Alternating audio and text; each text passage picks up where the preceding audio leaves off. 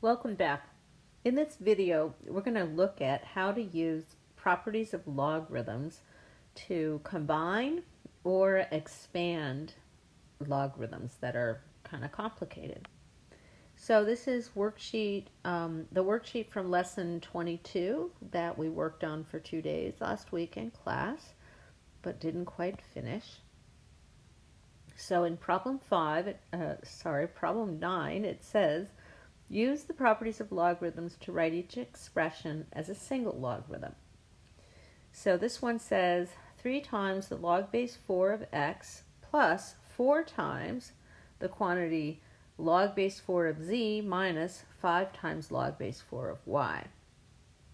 So when we look at the properties of logarithms up above, we can see that there are a couple of properties, the product property and the quotient property, 4 and 5, that tell us how to deal with sums and differences of logarithms.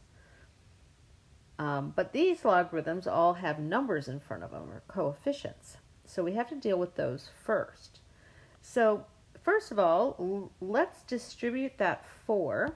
We've got a 4 in front of a difference. So let's write, so the first term is just going to stay the same, 3 times log base 4 of x. But then we're going to distribute the 4 across those 2 terms in that difference. So the first one is going to be positive 4 times log base 4 of z, and the second one is going to be minus 20 log base 4 of y. Now, we see that we've got a sum and a difference, and we're probably going to want to use properties 4 and 5, product property and quotient property, but we do still have to deal with those coefficients, 3, 4, and 20. So notice that property 6 has a way to deal with the numbers in front of the logarithms. So on the left-hand side, it has log base b of x to the r. The r is in the exponent. But on the right-hand side, so it says that that's equal to r times the log base b of x. So on the left-hand side, you can take that r and bring it downstairs and put it in front of the logarithm. But on the right-hand side, if you already have a number in front of the logarithm, it says that you can take it and bring it inside and put it in the exponent. So what we've got are numbers in front of the logarithm, so we've got basically the right-hand side of property 6. So we're going to take those numbers, each of them, and bring it inside and put it in the exponent. So the first one is the 3 is going to be brought inside to be the exponent of the x. So that's going to be the log base 4 of x to the third. The second one, we're going to take that 4 inside as the exponent. So we get log base 4 of z to the fourth. And then the last one, I could bring a negative 20 inside or just the positive 20. I'm going to take the positive 20 inside and just leave the negative 1 out front. So it's going to be negative log base 4 of y to the positive 20. So now I don't have any more numbers in front of the logarithms. So these logarithms look like the logarithms that are in properties 4 and 5, the product property and quotient property. So the product property, number 4, shows us how to deal with the sum of 2 logarithms. The right-hand side of property 4 is the sum of 2 logarithms. It says that we can combine that sum into a single logarithm of a product. So we're going to take the first 2 terms in our expression, that sum of those 2 logarithms, and combine them using property 4. So we'll get a single logarithm, log base 4, of the product x to the third times z to the fourth. And then we still have that last term, the subtraction.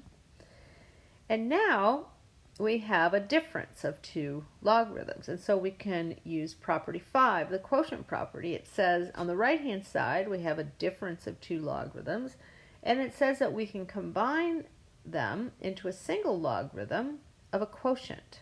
And so we're going to do that to our expression. We're going to combine this difference into a single logarithm where we have x to the third, z to the fourth in the numerator, and y to the 20th in the denominator. And now we've combined all the logarithms into a single logarithm. So we've completed that problem. So let's look at part B. Part B is very similar. So what I want you to do is put this video on pause and complete part B. So put me on pause and finish that problem. Do it the same way. And there are other things you can do in a different order. So see which properties you can use, and you may use them in the same order that we did the first problem, or you can do them in a different order. All right, put me on pause. Okay, welcome back.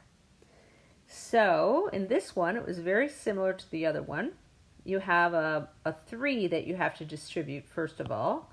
So distribute that 3, and we get 3 log base m of w plus 3 log base m of x minus 12 log base m of y. And now, just like in part A, we've got some coefficients that we can bring inside the logarithm as exponents. So let's do that. So the first one becomes log base m of w to the third. Then we have log base m of x to the third. And then minus log base m of y to the 12th.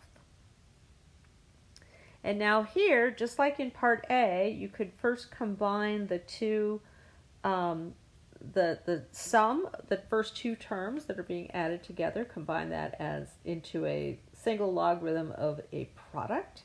And then in the second step, combine that logarithm with the negative log base m of y to the 12th using the quotient property. But the other way we can do it is to use the quotient property first. In other words, combine the second and the third terms first using the quotient property. So let's see what we get.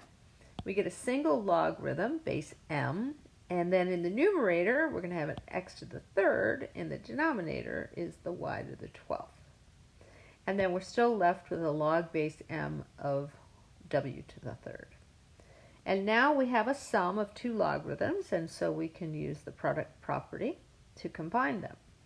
So the product property says that the sum of two logarithms is a logarithm of a product.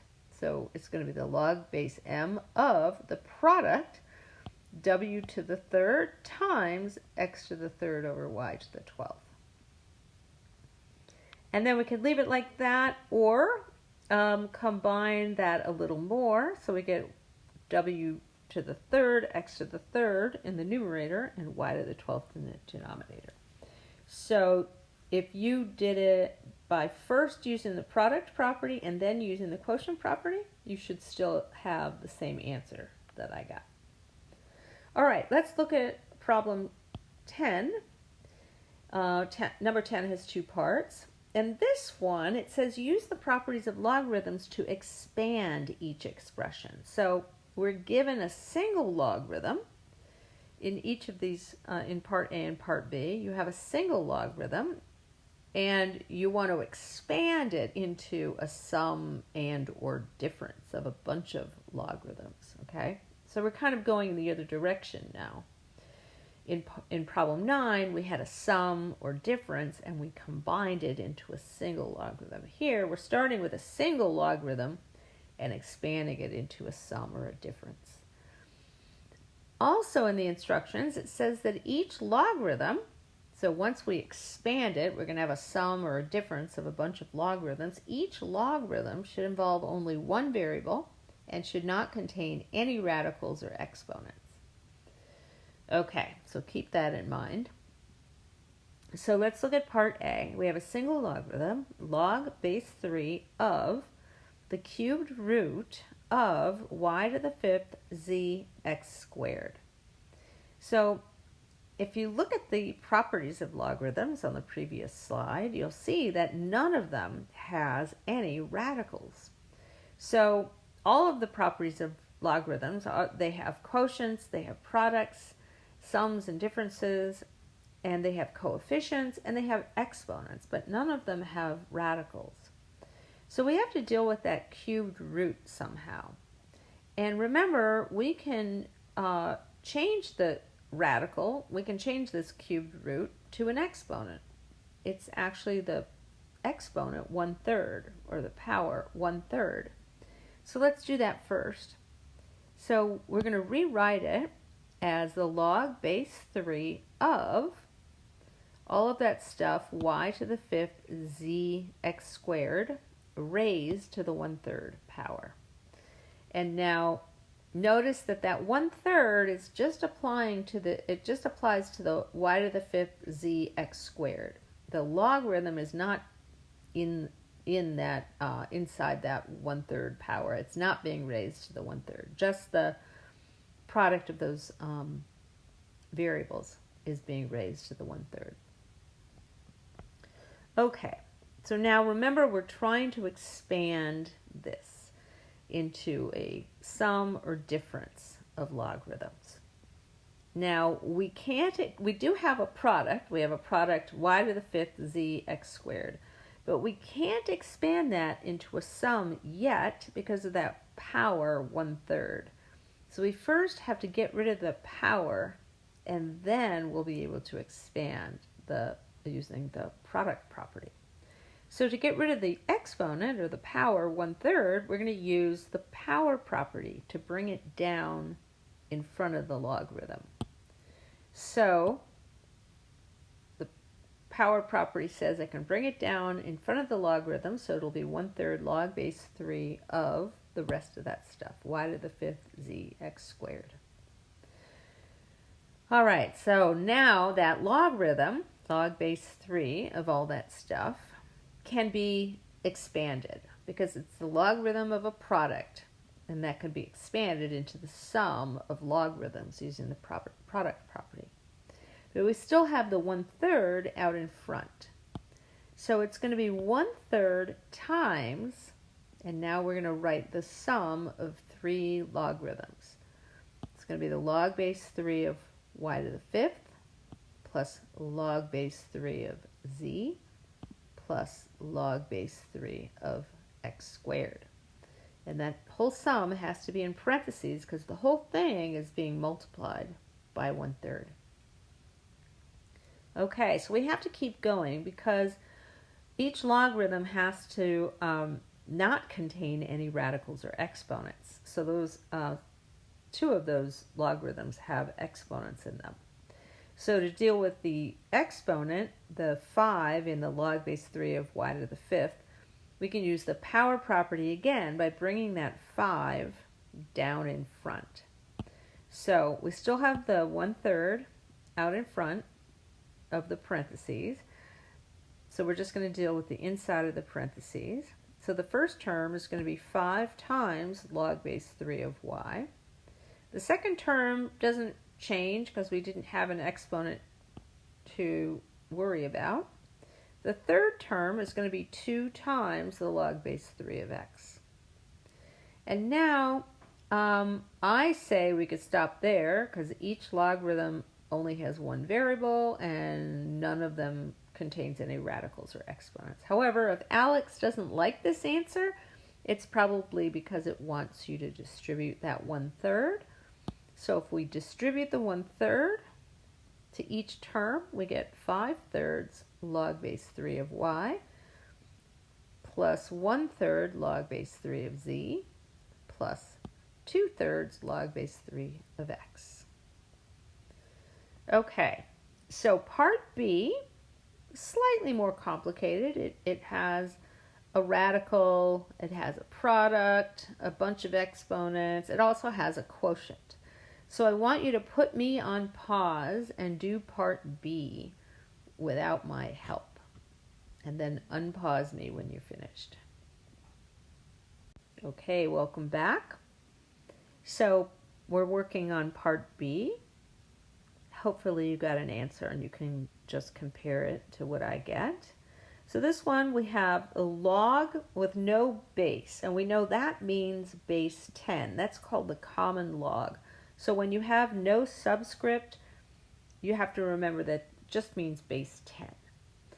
So here we have the common logarithm, or log base 10, of z to the fifth times the cubed root of y plus 1 to the fifth over x squared. All right, so that's got a lot of stuff. The first thing we probably want to deal with is that radical. And we do it the same way we dealt with it in the previous problem. We just convert it to an exponent, or a power of 1/3. So let's rewrite it. So it's going to be the common logarithm of z to the fifth times y plus 1 to the fifth over x squared to the 1/3. All right, so now what do we have? What are we looking at here? It looks like the sort of outermost operation inside the logarithm is a product. So that's a product, z to the fifth times something to the 1/3. So the first thing we're going to do is use the product property to split that up. So let's split it up to the log of z to the fifth plus the log of the other factor, y plus 1 to the fifth over x squared, all raised to the 1/3. All right, so now in the first term, log of z to the fifth, all we have to do is bring that 5 downstairs. So we can write that as 5 times log base, common log, or log base 10 of z. And now the second term is more complicated. So the first thing we can do is deal with that 1/3. The exponent 1/3 can be brought down in front. So let's write that as 1/3 times the log of y plus 1 to the fifth over x squared. Okay, so let's keep going. In that second term, we have a log of a quotient, y plus 1 to the fifth over x squared. So that's the quotient property. We can write that as a difference. So the first term doesn't change. The second term becomes 1/3 times, and now we're going to write the difference, log of y plus 1 to the fifth minus the log of x squared. All right, so we're almost there. We've got a couple more steps. So let's rewrite this. We have a sum, 5 log z plus 1/3 times a difference of 2 logs. So let's rewrite that on the next slide. And so let's start dealing with the stuff inside the parentheses, the 1/3 times that difference. So our 5 log z doesn't change, the 1/3 doesn't change, but we're going to take the exponent 5 in the y plus 1 to the fifth, and we're going to bring it down in front of that logarithm. So that's 5 log y plus 1. And then in the second term, we can do the same thing with that 2. Bring it down in front of the logarithm. So that's going to be minus 2 times the log of x. Okay, and so now, to me, this is finished, but to Alex, it may not be. So Alex might want you to distribute that 1/3. So let's do that. So we would get 5/3 log y plus 1 minus 2/3 log x. And there it is. All right, so on Monday, we'll start lesson 23. We're down to the last 2 lessons of the semester. This one is due, lesson 22 is due Monday night, but we'll start lesson 23 on Monday in class. And don't forget, we have a quiz on Wednesday.